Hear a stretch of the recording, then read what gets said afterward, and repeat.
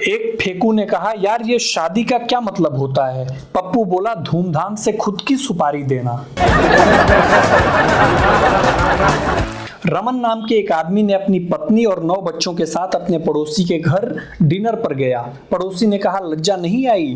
तभी रमन बोला, नहीं, कल उसका 12वीं का एग्जाम है। तब से बेचारे पड़ोसी ने कभी भी रमन को डिनर पर बुलाया ही नहीं।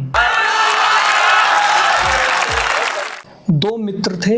पहले मित्र ने दूसरे से पूछा कि यार, I am going to toilet का क्या मतलब होता है? दूसरा बोला, मैं शौचालय जा रहा हूँ। पहला दोस्त बोला, ऐसे कैसे तू शौचालय जाएगा? जिससे भी इसका मतलब पूछता हूँ, साला उसको शौचालय लग जाता है। एक बार सोहन नाम के आदमी ने अपनी पत्नी से कहा कि कमर में बहुत तेज दर्द हो रहा है, जरा गुप्ता जी के यहाँ से आयोडेक्स लेकर आना। पत्नी बोली, वो नहीं देंगे, वो बहुत कंजूस हैं। तभी सोहन ने कहा, हाँ है तो खानदानी कंजूस, कंजूसों के सरदार मर जाएंगे, लेकिन वो आयोडेक्स नहीं देंगे। अच्छा एक काम करो, तुम ही ले आओ अपनी अलमारी से निकाल कर।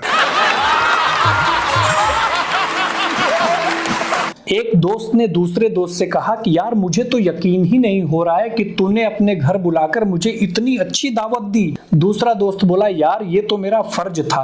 तभी पहले दोस्त ने कहा कि यार, एक बात समझ में नहीं आई कि ये तेरा कुत्ता मुझे देखकर इतना भौंक क्यों रहा है? तभी उसके दोस्त ने कहा कि यार, लगता है कि उसने अपनी प्लेट पहचान ली है। इससे पहले कि ये काटे, तू जरा खिसक ले यहाँ से। भाई साहब, औरतों के शॉपिंग करने का तरीका भी कमाल होता है। एक औरत साड़ी की दुकान पर कपड़ा देख रही थी। दुकानदार उसे पकड़ा, दिखाते दिखाते थक गया। फिर थक हार करके बोला कि मुझे अफसोस है कि आप हमारी दुकान पर आईं और मैं आपको एक साड़ी पसंद नहीं करवा पाया। तभी औरत ने कहा, अरे कोई बात नहीं भैया, वैसे भी मैं सब्जी बाजार में लेने आई थी। आजकल गर्मी इस तरह की पड़ रही है कि बताया नहीं जा सकता। मेरे दोस्त ने कहा कि गर्मी इतनी तेज हो रही है कि सुबह पड़ोसी हमारे फ्रिज में लिम्का और फ्रूटी ठंडी करने के लिए रखकर गए थे। एक आदर्श पड़ोसी होने के नाते सुबह से 6 बार पीकर चेक कर चुका हूं कि उनकी लिम्का और फ्रूटी ठंडी हुई या नहीं। एक औरत को एक दिन बैंक से फोन आया। बैंक कर्मी ने कहा कि मैडम, आपका अकाउंट हैक हो गया है। तभी औरत ने कहा, इंस्टाग्राम अकाउंट? बैंक वाला बोला, नहीं मैडम जी, आपका बैंक अकाउंट हैक हो गया है। औरत बोली, भगवान का शुक्र है, आपने तो मुझको बिल्कुल डरा ही दिया था। एक बार टीचर ने रामू से कहा कि मुझे कोई शायरी सुनाओ। रामू ने कहा, सर जी मुझे सही से नहीं आता। टीचर ने बोला, तुम्हें जैसा भी आता है मुझे वैसा सुनाओ।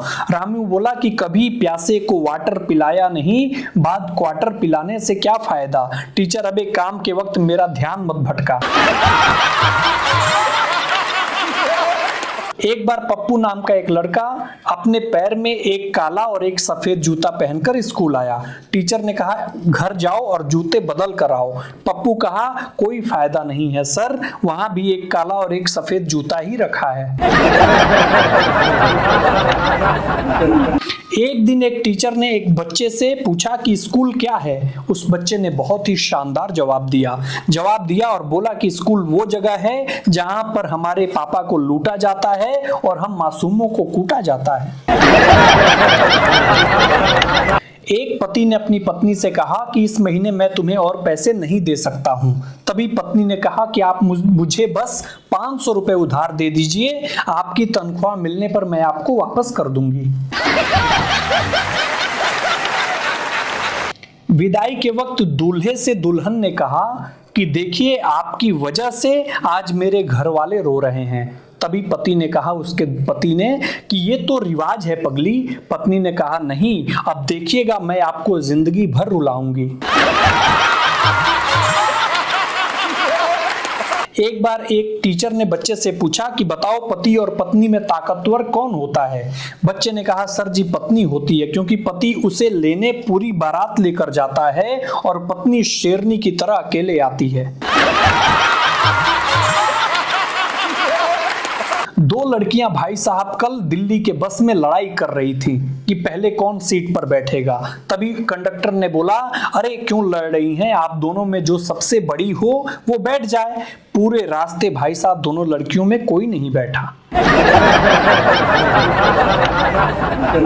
एक बाप अपने बेटे को डांट रहा था। बेटे से बोला, नालायक, तूने अपनी माँ से ऊंची आवाज में बात की। तभी बेटा बोला, मुझे पता है आपको जलन है। बाप ने कहा, नहीं, मुझे कैसी जलन।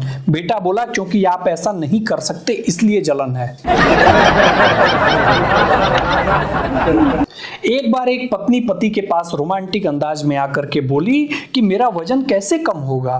पति बोला, अपनी गर्दन को दाएं से बाएं हिलाते रहो। महिला बोली, पर ये किस समय करूं। पति बोले कि जब कभी कोई खाने के लिए पूछे तब करो।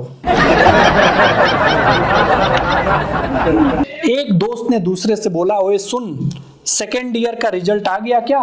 दूसरा दोस्त बोला, हाँ आ गया, पर अब तमीज से बात कर। पहला दोस्त बोला, क्यों, तमीज से क्यों बात करूं। दूसरा बोला, क्योंकि अब मैं तेरा सीनियर हूं। एक दिन दो और दोस्त मिल गए। पहले दोस्त ने दूसरे से बोला कि तुझे मुझसे जो मांगना है मांग ले, तुझे सब मिलेगा। दूसरा दोस्त बोला, पैसा। पहला दोस्त बोला, पैसे को साइड में रख यार, इसके अलावा मांग जो मांगना है। दूसरा दोस्त बोला, तेरे साइड में रखे हुए पैसे। दिल में बस। एक पत्नी ने पति से कहा कि जरा अलमारी से फाइल लेते आना। पति बोला, यार यहाँ कहाँ फाइल रखी है, दिख नहीं रही। पत्नी बोली, तुम तो हो ही अंधे, कामचोर हो, एक काम ठीक से कर नहीं सकते। मुझे पता था कि तुम्हें फाइल नहीं मिलेगी, इसलिए मैं पहले ही ले आई थी। अब आदमी की कोई गलती हो तो बताओ भाइयों। एक बार पुलिस वाले थाने में पप्पू की धुनाई कर रहे थे। पुलिस वाले ने कहा, बता तूने अपने दोस्त आशुतोष को ट्रक के नीचे क्यों फेंका।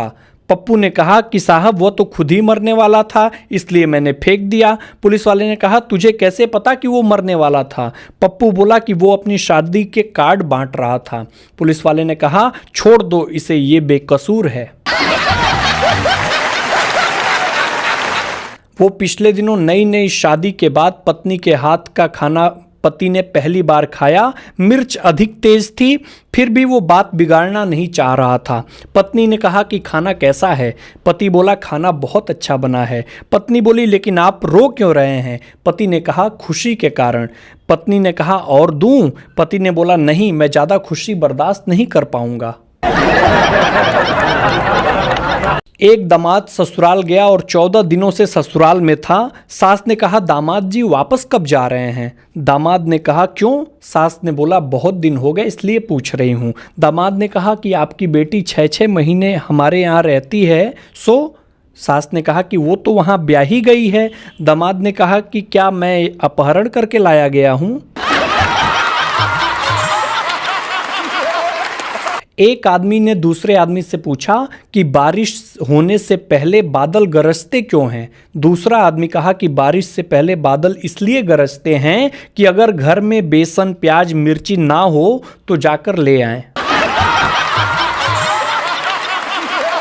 पिछले दिनों मेरा दोस्त अखिलेश बहुत उदास था। मैंने उससे पूछा कि भाई इतने उदास क्यों हो। तो बोल रहा है कि यार अपनी शादी में किसी को कहते हुए सुन लिया कि कोई बढ़िया लड़का नहीं मिला था क्या। भाई साहब, पुरुषों का महा सीक्रेट आपको बताना चाहता हूं। पुरुष भले ही 2 रुपए के शैम्पू को जब भी खोलेंगे तो आधा ही इस्तेमाल करेंगे और आधा कल लगाऊंगा ये सोचकर छोड़ देंगे। लेकिन इतिहास गवाह है कि जब भी 400 रुपए का क्वार्टर खोलते हैं, आधा कल के लिए कभी नहीं छोड़ते। जब भी आपको कोई चाइना का व्यक्ति 5 फुट से ऊपर का दिखाई दे तो समझ जाइएगा कि हमारे ही पूर्वजों ने कैलाश मानसरोवर से आगे की यात्रा की है। कल मेरा दोस्त बोला कि यार बुआ के पैर छूने के बहाने उनकी पायल लपेट ली, इस महीने जेब भारी रहेगी मित्र।